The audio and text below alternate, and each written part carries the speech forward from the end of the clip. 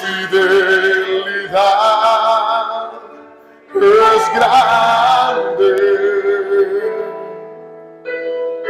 Tu fidelidad incomparable. Nadie como tú, bendito Dios, grande. Que lo es más, tu fidelidad es grande.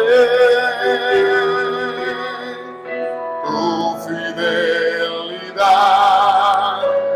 incomparable. Nadie como tú, nadie como tú, bendito Dios, grande, grande es tu fidelidad. Levanta tu voz y dile conmigo al Señor: tu fidelidad es grande. Tu fidelidad incomparable. No hay nadie como tú. Bendito Dios, grande es tu fidelidad. Eleva tu voz y dile conmigo: oh, tu fidelidad es grande. Tu fidelidad incomparable. No hay nadie como tú. Bendito Dios, grande. Tu fidelidad. Eleva tu voz y dile conmigo: tu fidelidad es grande. Tu fidelidad incomparable. Oh, no hay nadie como tú. Bendito Dios, grande. Con tus manos al cielo, dile conmigo: oh, tu fidelidad es grande. Tu fidelidad incomparable. No hay nadie como tú. Bendito Dios, grande es tu fidelidad. Todos grande, grande es tu fidelidad. Oh, grande es tu fidelidad. ¿Cuántos dicen amén a eso? ¿Cuántos dicen amén a eso? Dele amén y dele alabanza a Jesús. Ha sido fiel. Mientras los chicos y las chicas pasan con sus maestros de escuela dominical a su salón, nosotros vamos a abrir las escrituras en el libro de Primera de Pedro, capítulo 6, y vamos a leer capítulo 1, versículo 6 hasta el 8. Primera de Pedro, capítulo 1, versos 6 hasta el 8.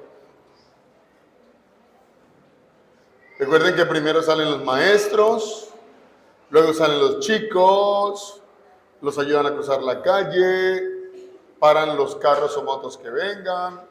Oye, nos colocamos en pie en reverencia a la lectura de la palabra del Señor. Yo lo hago para ustedes en el nombre del Padre, del Hijo, del Espíritu Santo, y todos decimos: Primera de Pedro, capítulo 1, versos 6 al 8. Si usted tiene Biblia, comparta con el que tiene a su lado. Y si no, nos puede seguir en el sistema de pantallas quien no haya traído Biblia.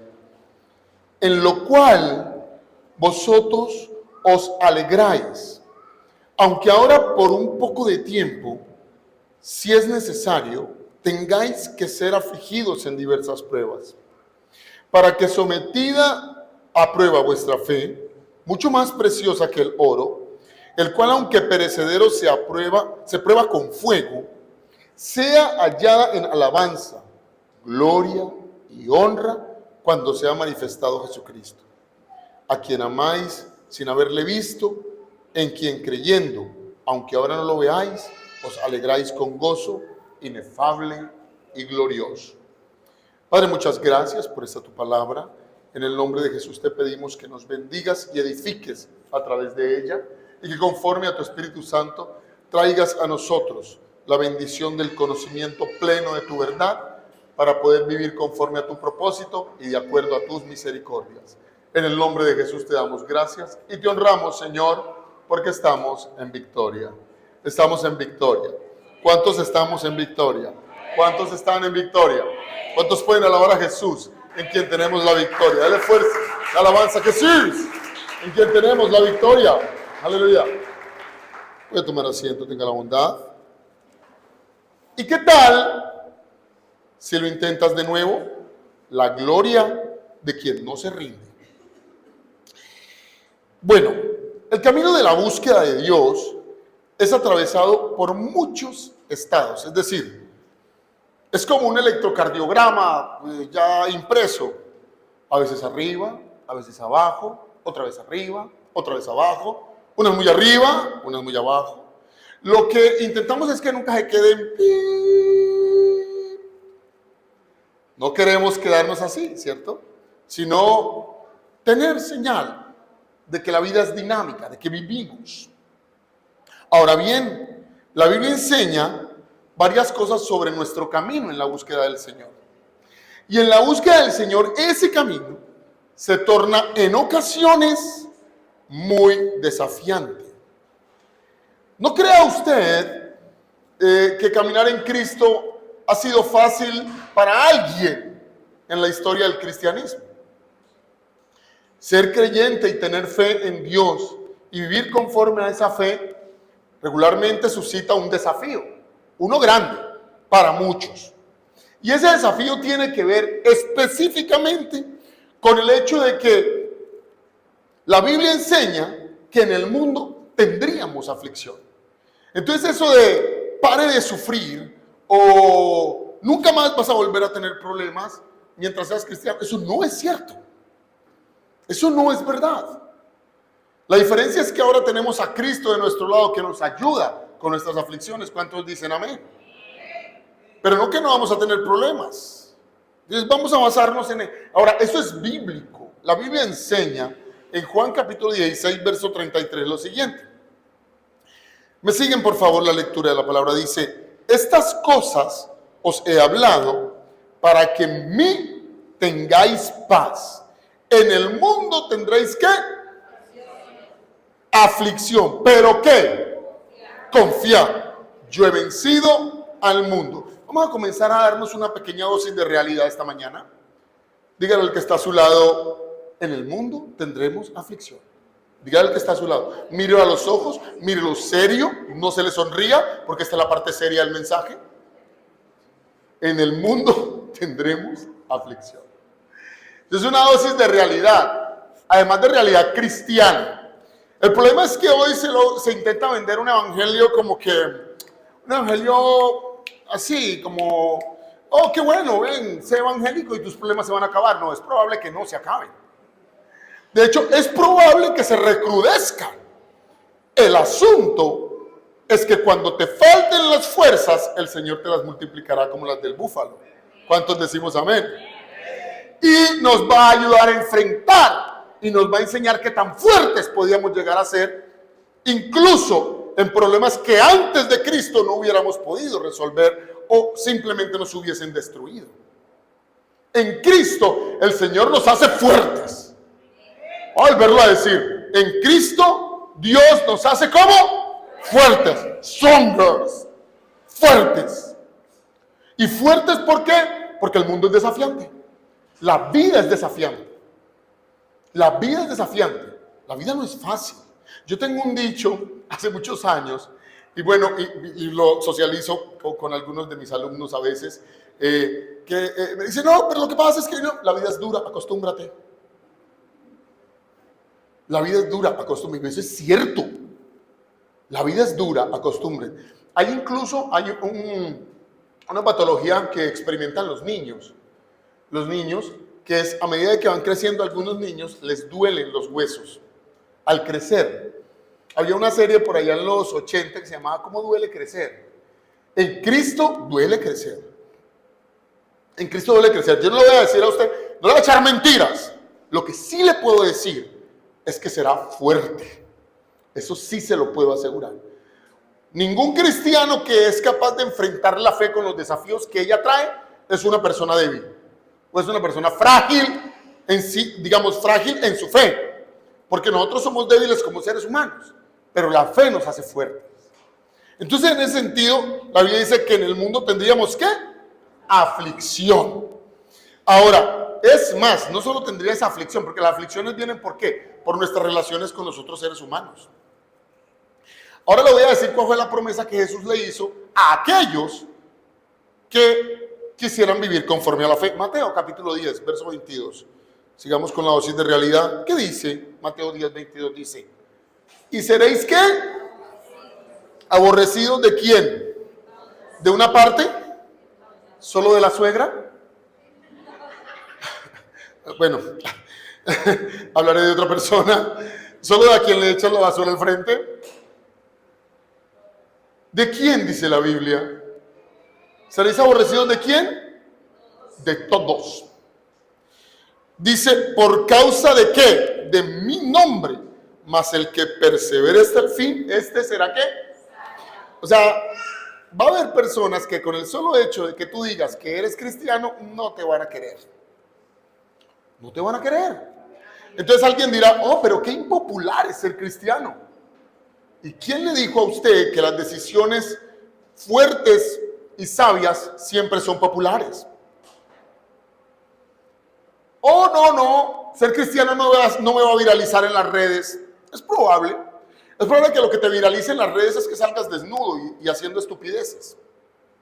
Pero lo que sí te voy a decir es que ser cristiano, para muchos, va a ser un desafío porque las personas que no compartan su fe le van a aborrecer. No le van a querer. Yo recuerdo mucho cuando yo me convertí al evangelio. Yo fui mudo, y lo voy a decir mudo en el sentido social, porque no, yo tenía mi habilidad normal de hablar, pero fui mudo como hasta los 14 años, hasta los 13 años más o menos. Y después empecé a hablar, porque parece que cuando usted necesita conseguir novia y no consigue, le toca hablar. Por supervivencia básica, la sexualidad te hace hablar. Y comencé a hablar y hice un grupo de amigos con el que salía, iba, venía, hacía cosas divertidas, interesantes. Pero cuando me convertí al evangelio a mis 18 años, terminados los 17, recién cumplí los 18, muchos de esos amigos ya no querían andar conmigo. Y no querían andar conmigo por muchas razones. Bueno, es decir, lo primero que hice para bautizarme fue porque dentro de mí, no porque Dios lo exigiera, sino porque dentro de mí sentí que debía cortarme el cabello. Tenía el cabello largo por debajo de los hombros, me lo corté.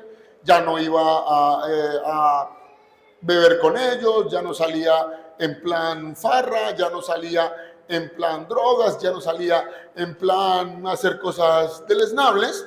Entonces ya no era divertido, ya no era popular. Y como ya no era popular, no solo no era popular con ellos, sino que hasta hacían comentarios desagradables de mí sin yo hacer nada. Y la pregunta que yo me hice todo el tiempo es, pero si yo Lo único que hice fue dejar de emborracharme, dejar de beber, dejar de vivir una vida desordenada. ¿Cuál es la razón por la que me aborrecen? No les estoy haciendo nada malo. De hecho, cuando los veo enfermos, oro por ellos. No se los digo, pero oro por ellos. Simple, el mundo os aborrecerá por mi causa. Y ni siquiera es el mundo, sino lo que está en el mundo. Aquello que es el espíritu de la potestad del aire, el príncipe de la potestad del aire, Satanás. El diablo existe. Y una de las más grandes mentiras que el diablo le ha hecho creer al hombre es que no existe, con el fin de que la gente crea que él no existe. Y si la gente cree que él no existe, entonces por ende probablemente tampoco exista Dios, entonces no hay que creer en nada. Es la forma de engañar a la humanidad. Y bajo esa lógica, yo no entendía por qué no gustaban de mí mis amigos, que eran supuestamente mis grandes amigos. Porque ya no compartía los espacios de farra, de trago, de borracheras que antes sí compartía con ellos. El mundo os ¿qué? Os aborrecerá. Seréis aborrecidos todos por causa de mi nombre. Sin embargo, voy a dar un testimonio al respecto. El testimonio al respecto es este. De esos amigos que no volvieron a querer andar conmigo, en algún momento, como 8 meses después de que yo me convertí al evangelio, uno de ellos me llamó y me dijo: yo ni necesito que vengas a mi casa. Yo, ¿por qué? ¿Qué quieres? Yo, no, pues necesito hablar contigo algo serio. Yo me preocupé un poco, pero aún así fui. Y cuando fui a la casa, encontré a él y a otro de mis amigos en una crisis existencial, llorando como jamás los había visto llorar. Nunca había visto llorar ese par de compañeros, jamás. De lo que llevaba conociéndoles, eran mayores que yo, mucho mayores que yo. Y estaban llorando y me dijeron: nos queremos morir. Nos pasa esto, algo que no puedo decir aquí en cámaras, pero me pasa esto y esto, y me voy a quitar la vida. Dios, no lo hagas. Hay alguien que ya murió por ti para que tú no tengas necesidad de morir por esas cosas. Se llama Jesús. Oré por él, le pedí al Señor por los dos. Y los dos, después de que terminé de orar por ellos, me dijeron: ¿sabes qué, Johnny? Perdónanos. Te hemos segregado y hemos hablado mal de ti, te hemos tratado mal desde que llegaste a la iglesia. Pero de no ser por tu oración, quizá hoy hubiese habido un muerto en este apartamento. Eso es lo que hace la sangre de Cristo cuando llega a la vida de una persona. Tal vez el mundo nos aborrezca, pero lo más importante y lo más revelador de esa realidad es que el mundo no solo nos aborrece, nos necesita. El mundo puede aborrecer a los cristianos, pero necesita la luz que tienen los cristianos. ¿Cuántos son luz en medio de tinieblas? ¿Cuántos son luz en esta mañana? ¿Y cuántos pueden adorar a ese Jesús que nos ha hecho luz? Somos luz en medio de tinieblas. También dice la Biblia que el que no lleva su cruz y sigue a Jesús no es digno de ser su discípulo. Lucas, capítulo 14, verso 27, mire lo que dice. Y el que no lleva su cruz y viene en pos de mí, ¿qué? A ver, bueno, aquí voy también a terminar la dosis de realidad de esta mañana. Y es que la Biblia enseña que la cruz es para ser crucificados. Es decir, si llevamos una cruz, el destino natural de quien carga una cruz es ser crucificado en ella. Jesús llevó la cruz, lo crucificaron. Los ladrones llevaron la cruz, los crucificaron. Aquí es una metáfora. El Señor habla de que seguramente llevaremos a cuestas el hecho de que no reaccionamos como el mundo y que por esa razón tal vez el mundo nos crucifique. Hablarán de nosotros, dirán cosas desagradables de nosotros, disociarán de nosotros, nos tratarán mal, nos cerrarán las puertas. Eso es una cruz. Es una cruz simbólica. Pero el que no lleva su cruz y va en pos de Jesús no puede ser su discípulo. La cruz representa todas y cada una de las situaciones de desventaja que usted y yo vivimos. Todas. Cuando otro, por ser amigo de fulano, le dan la oportunidad que no te dan a ti. Cuando uno que tiene la ventaja porque hace cosas desagradables delante de los ojos de Dios y tú tomas la decisión de ser honesto, entonces tú tienes desventaja. Cuando otro que es capaz de estafar a los demás y tú tomas la decisión de ser honesto, tal vez no tenga las ganancias económicas que el otro tiene. Eso es llevar la cruz. Cuando de alguna manera, por ser hijo de Dios y hacer las formas con ética, hacer las cosas éticamente, te ponga en desventaja, es llevar una cruz.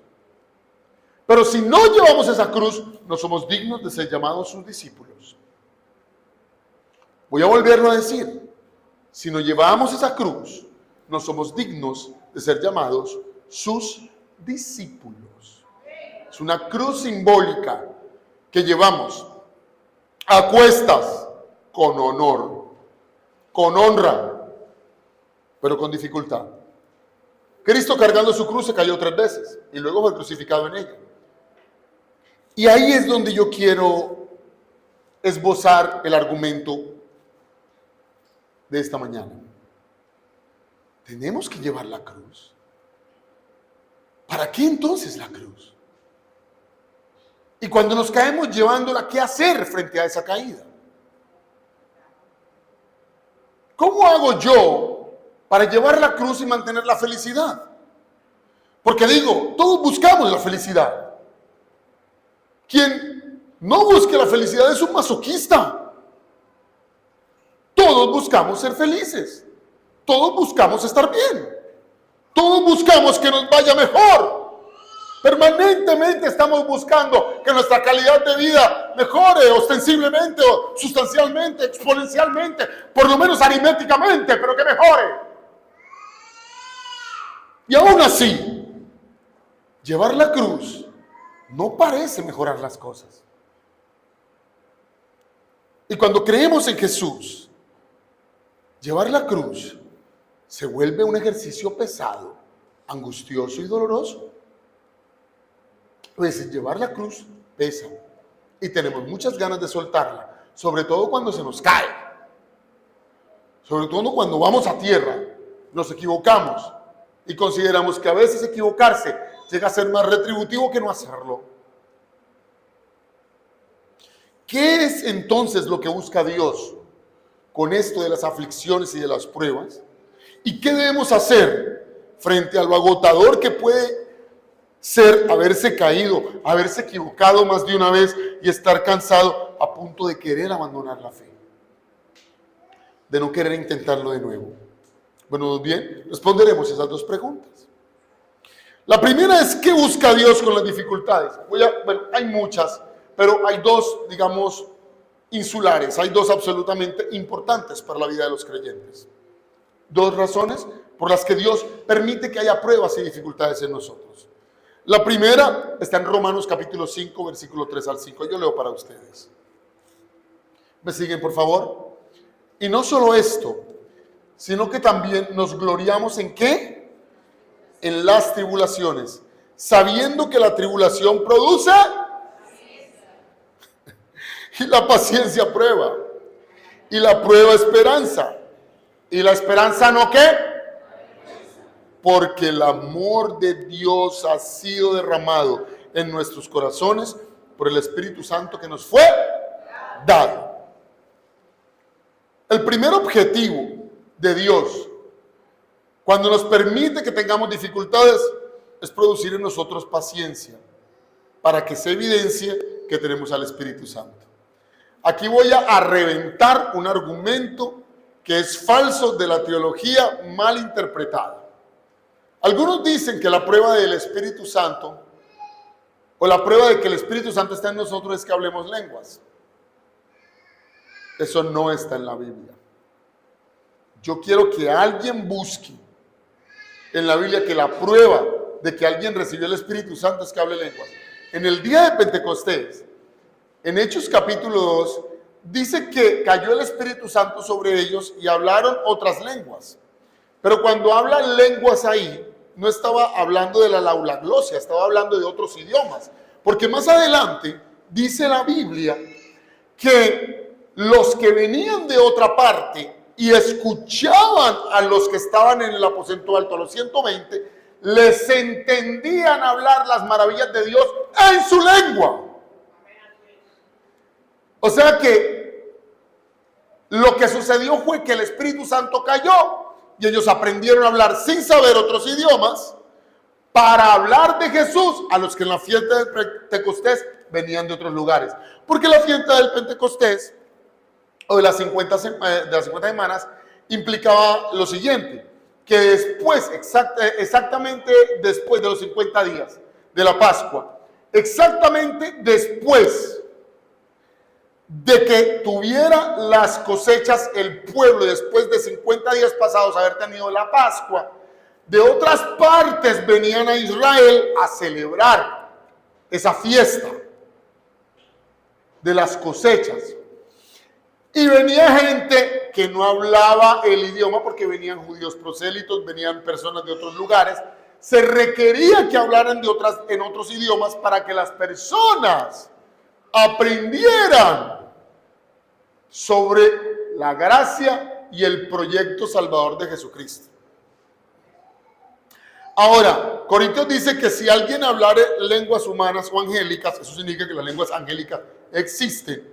No dice que eso es prueba del bautismo del Espíritu Santo, porque la Biblia enseña, 1 Corintios 13 lo puede leer, que si alguien habla lenguas humanas o angélicas y no tiene amor, no es nada, es como metal que resuena, se puede perder.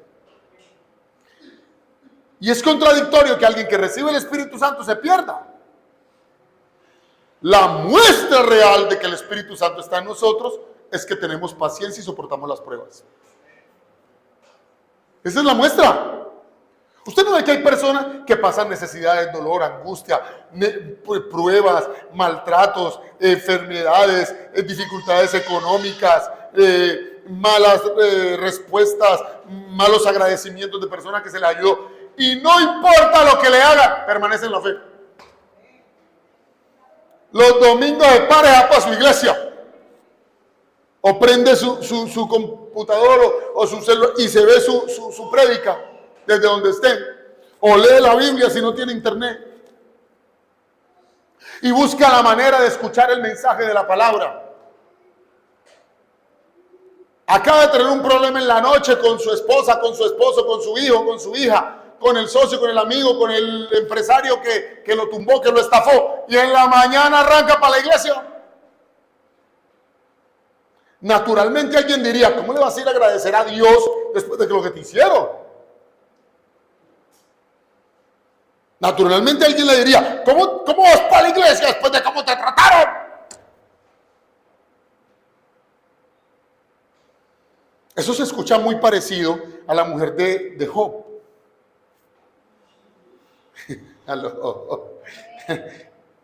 ¿Aún mantienes tu integridad? ¿Por qué no más bien maldices a tu Dios y te mueres? Porque la muestra real de que el Espíritu Santo está en nosotros es que no importa lo que nos hagan, no importa cuánto nos maltraten, no importa cuánto nos lastimen, no importa cuánto nos dañen, no importa cuánto Dios permita, porque Dios lo permite, que nos hagan y nos perjudiquen, y nosotros vamos a mantener nuestra fe intacta, creyendo que el mañana será mejor, porque sus bendiciones son nuevas cada mañana. Esperaremos en la misericordia de Dios sin importar lo que haya pasado la semana pasada. ¿Y cómo te fue? Muy bien, pero perdiste millones. Aún así Dios sigue vivo. El Señor permanece en su trono. Pero estás enfermo, tienes cáncer, sí, pero para mí el vivir es Cristo y el morir es ganancia. Pero qué doloroso es eso, sí, pero más doloroso es irse al infierno. Pero ¿cómo puedes ser íntegro en tu fe? Incluso nosotros mismos no pudiéramos llegar a entender por qué nos mantenemos íntegros en la fe. Solo que hay algo dentro de nosotros que nos empuja, que nos levanta, que nos alienta y nos dice, el mañana será mejor. El Señor te va a bendecir. ¿Cuántos dicen amén a eso? Dígale al que está a su lado, la tribulación produce paciencia. Dígale al que está a su lado. Pero mírelo a los ojitos chiquiticos como los tiene.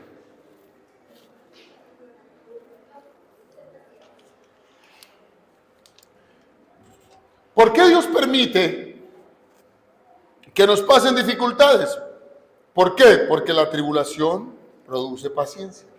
La paciencia prueba, y la prueba esperanza. ¿Y la esperanza no qué? Porque el amor de Dios ha sido derramado ¿en dónde? ¿En nuestros qué?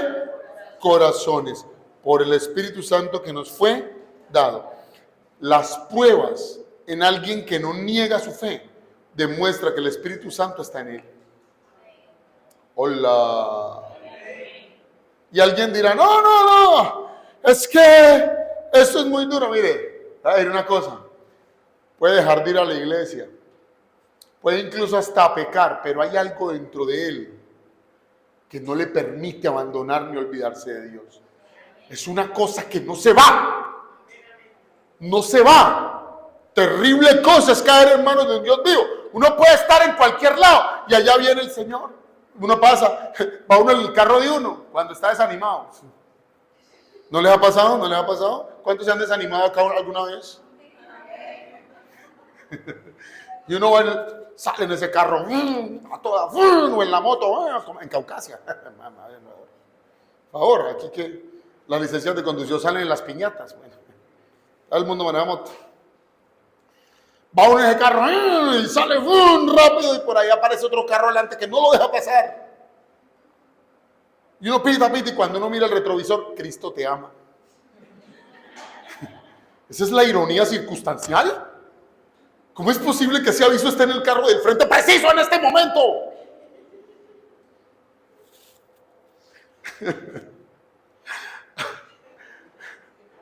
No sé qué iba yo en el otro carro que teníamos, estaba en el carro y llegó por detrás de mí, ¡tim! Y me pegó por detrás. Y esa alegría que a los que tenemos vehículo, ¿saben lo alegre que nos ponemos cuando nos dan?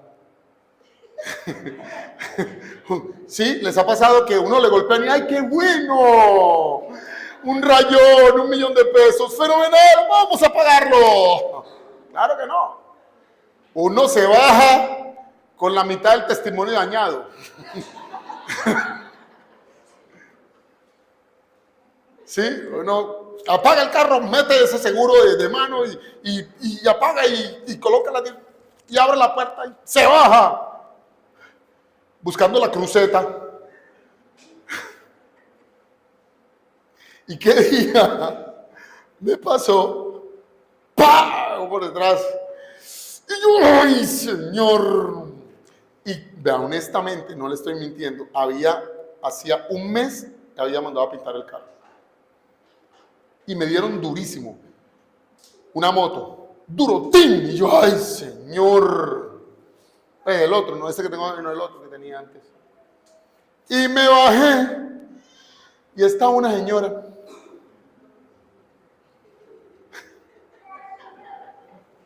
En falda. Se le notaba que iba a una iglesia bien conservada. ¡Ay, Señor! ¡Hay poder en Jesús! ¿Cómo es posible que haya pasado esto? Mire, yo venía, créame que yo frené, ay, no sé cuánto le debo, y yo la vi toda porreada, no sabía si insultarla o sobarla.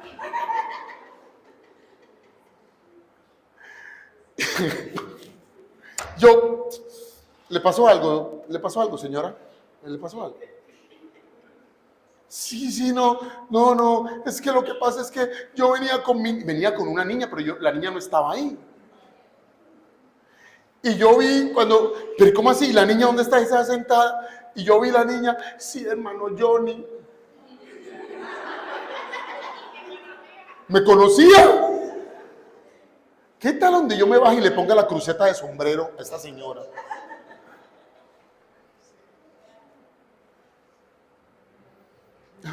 Dios le bendiga, hermana, ya la llevo a algún lado. No, solo el aporrío, ¿cuánto le debe? No me debe nada, hermana, ya.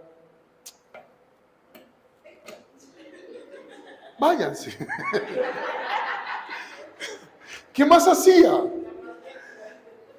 La prueba produce paciencia. Produce paciencia.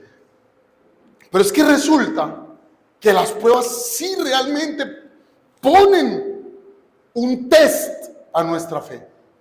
Testean la fe. A ver, vamos a ver si realmente es cristiano o es crispeto. A ver si su fe es como el oro o es como el chocolate que ante el fuego. ¿Cómo está nuestra fe? Es lo que deberíamos preguntar. ¿Cómo está nuestra fe que en medio de la prueba nos cae la renegadera? Y yo no estoy diciendo que yo no haya renegado, más de una vez he renegado, pero después el Señor me corrige y me enseña que no es la forma correcta. El que seamos probados demuestra, si mantenemos nuestra fe, que el Espíritu Santo está en nosotros. La prueba del Espíritu Santo no es que hables lenguas, no es que te tires al piso, no es que te retuerzas. La prueba del Espíritu Santo es que aunque pases por 1000 dificultades, tu fe permanece intacta. ¿Cuántos dicen amén a eso? ¿Cuántos dicen amén a eso? Entonces es eso. Ahora bien, la gloria, la alabanza y la honra siempre es del Señor. Pero en la Biblia dice que hay un momento en que el Señor dará alabanza, gloria y honra a sus hijos. ¿Sabían eso? Se los voy a mostrar en la Biblia. Miren lo que dice la Biblia en 1 de Pedro capítulo 1, versículos 6 al 7. Y voy a leer la Nueva Traducción Viviente. Porque la otra razón por la que el Señor nos permite en las pruebas llevar una cruz es legitimar nuestra fe y prepararnos para su venida. Miren lo que dice. Así que, alégrense de verdad, les espera una alegría inmensa, aunque tienen que soportar muchas pruebas por un tiempo breve. Estas pruebas demostrarán que ¿qué? Vamos a volverlo a decir. Estas pruebas ¿qué? Demostrarán que su fe no es de mentira. Está siendo probada de la misma manera que el fuego prueba y purifica el oro. Aunque la fe de ustedes es mucho más preciosa que el mismo oro. Entonces su fe, al permanecer firme en tantas pruebas, les traerá mucha alabanza, gloria y honra en el día que Jesucristo se ha revelado a todo el mundo. Cuando el Señor venga, y venga esos cristianos que se mantuvieron firmes en medio de las dificultades propias de ser creyente, va a decir, aquí a mis hijos les alabo, tienen una gloria y tienen una gran honra, que es haber permanecido firmes cuando el mundo les volvió difícil la tarea de seguirme. El mundo les hizo difícil la tarea de seguirme y ellos aún se mantuvieron firmes. ¿Cuántos estamos firmes? Voy a volver a preguntarlo. ¿Cuántos estamos firmes? Y si no, procuraré estar firme.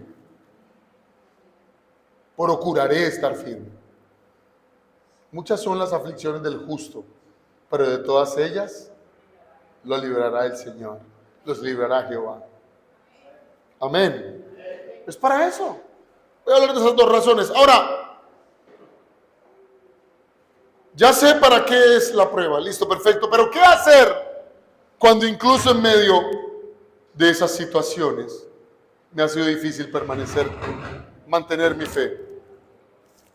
¿Qué hacer si a pesar de orar, de leer la Biblia, de venir a culto, de ayunar, de vigilar, de hacer todo lo que hace un cristiano regular, termino por pecar, o termino por desanimarme, o termino por decir no quiero más? Hay 4 cosas que hacer. La primera, Primera de Juan, capítulo 2, verso 1 al 2, dice: hijitos míos, estas cosas os escribo para que no pequéis. Toda la palabra está puesta para que nosotros no ¿qué? ¿Para que no qué? Para que no pequemos. Sin embargo, Juan reconoce que aunque podamos leer toda la Biblia y aprendérnosla de memoria, en algún momento vamos a pecar. Y nos vamos a equivocar. Miren lo que dice: estas cosas os escribo para que no pequéis. Y si alguno hubiere pecado, abogado tenemos para con el Padre, Jesucristo, el justo. Y Él es la propiciación por nuestros pecados. Y no solamente por los nuestros, sino también por los de todo el mundo. Lo primero que debemos hacer cuando estamos en esa situación de desánimo, de haber caído, de habernos desanimado, de haber lastimado la fe, de haber casi hasta negado la fe y de querer volver a caminar con el Señor porque el mundo lo volvió particularmente difícil.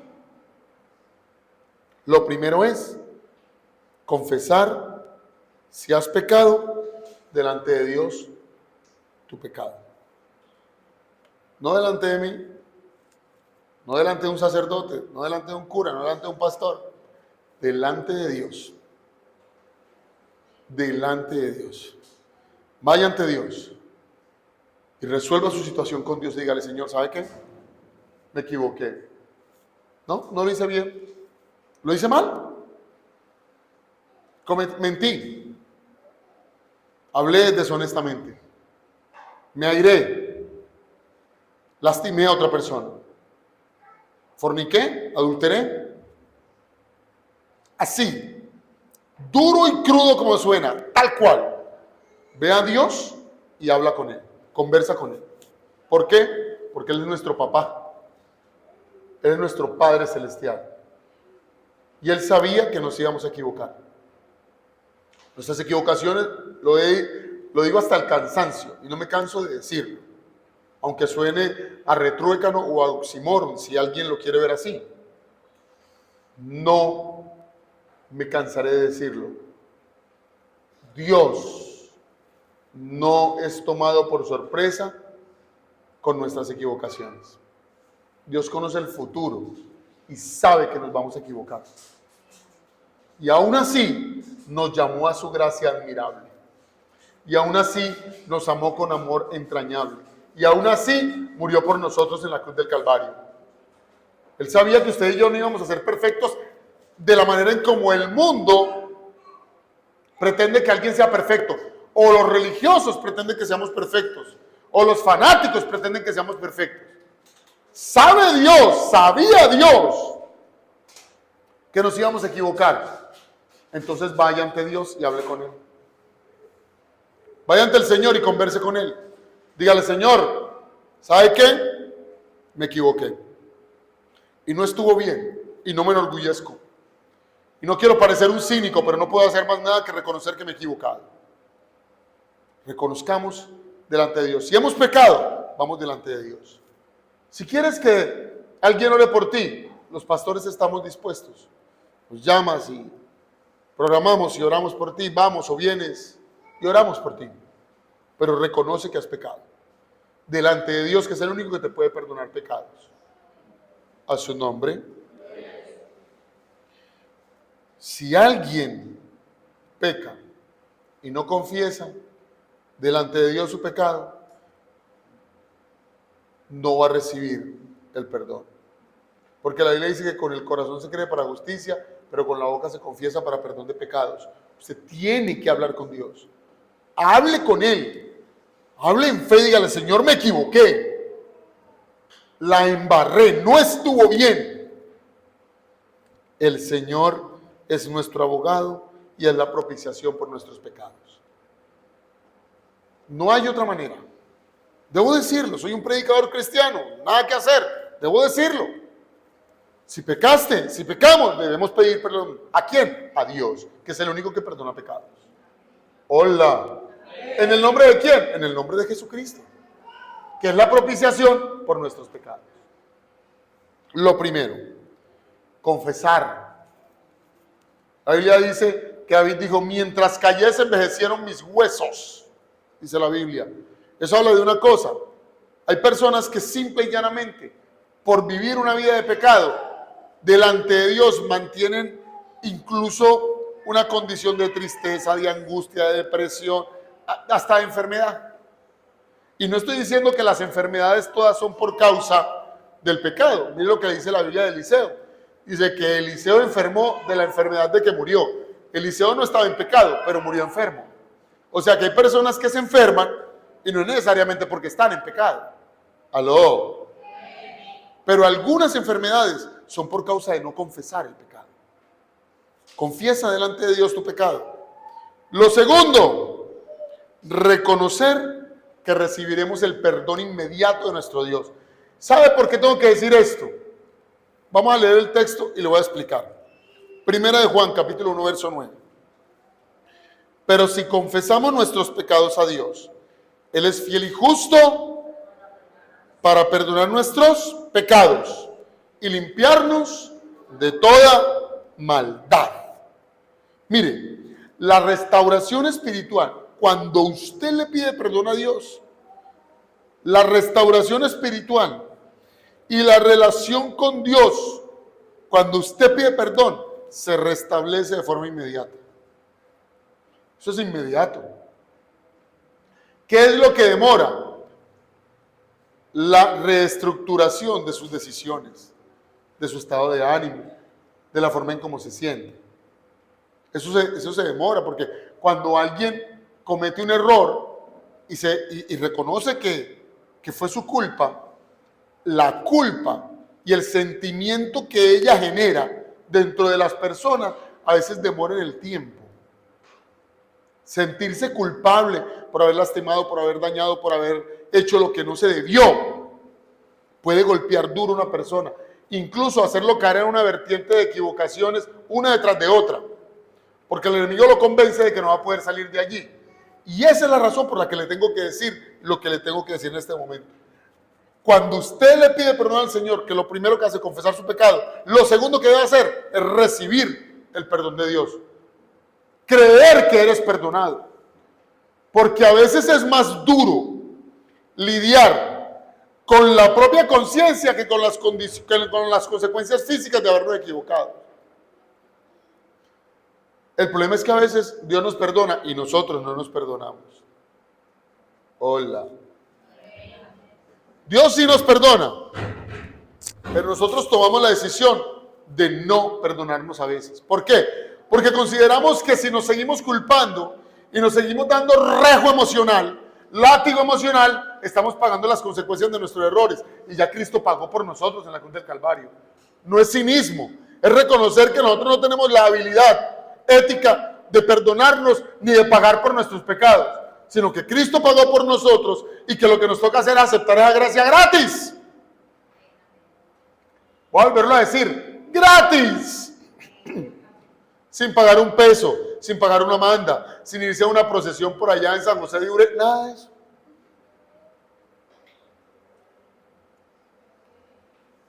Sin pagar un diezmo, sin pagar una ofrenda, nada de eso. Nada te puede perdonar. El perdón es gratis. Sin poner una gran ofrenda. O creyendo que ayunando, eso va a lastimar tu carne de manera que puedes pagar. No, el ayuno es para otra cosa. El perdón de los pecados es gratis. Es la arrogancia humana la que impide recibir ese perdón gratis. Gratis, gratis de parte del Señor. Venid y comed y bebed sin precio, dijo el Señor. La gracia es gratis. Acéptela, recíbala, perdónese a sí mismo. Y alguien dirá con el comentario satánico y voy a decir el comentario satánico cuál es. Ahora se las tira de muy santo. ¿Quién lo ve? Eso es porque no la conocieron. Ahora mantiene zampada en esa iglesia. ¿Sabe quién es ese? Es Satanás hablando a través de sus hijos para que usted se vuelva a sentir culpable. Hola.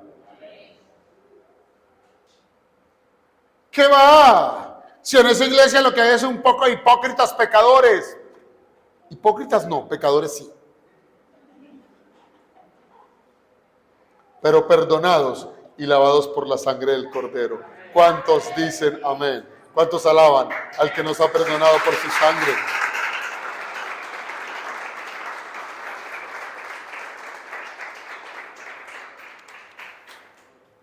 ¿Sí? La restauración. Jesús murió en la cruz por nuestros pecados y nos ama eternamente. Solo debemos arrepentirnos honestamente. No importa lo que hayas hecho, va a ser restaurado, bendecido, reconformado. Y el Espíritu Santo te hará sentir consolado. Si te has equivocado, si has pecado. Si esa es la razón de tu desánimo, pide perdón y recibe gratis el perdón de Dios. No permitas que las voces del enemigo te acusen, ni permitas que las voces de Satanás te juzguen y te señalen. Recuerda una cosa, el príncipe de este siglo ya ha sido condenado. Satanás no tiene oportunidad de salvación. Y envidia esa posibilidad que usted y yo tenemos de que si pecamos podemos ser perdonados mientras estemos con vida. Aló. Dios nos ama más allá de nuestros errores.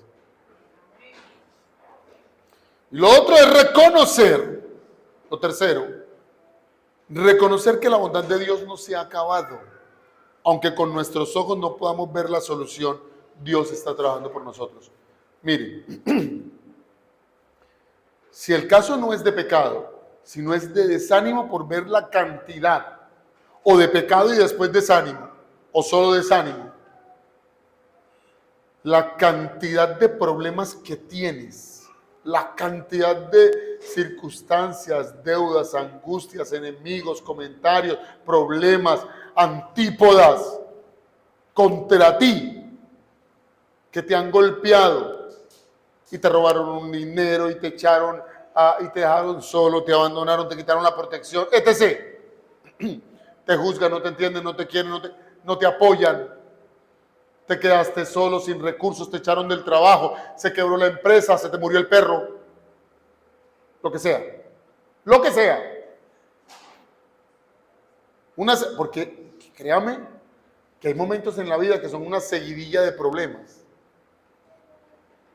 Si no me cree, pregúntele a Job. Pregúntele a Job. Para que vea usted lo que es tener una vida llena de problemas.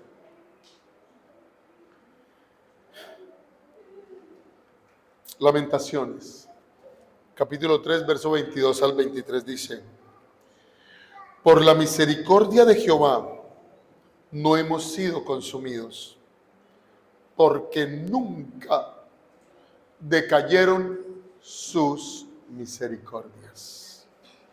Nuevas son cada mañana. Yo les voy a pedir que hagan un ejercicio esta mañana.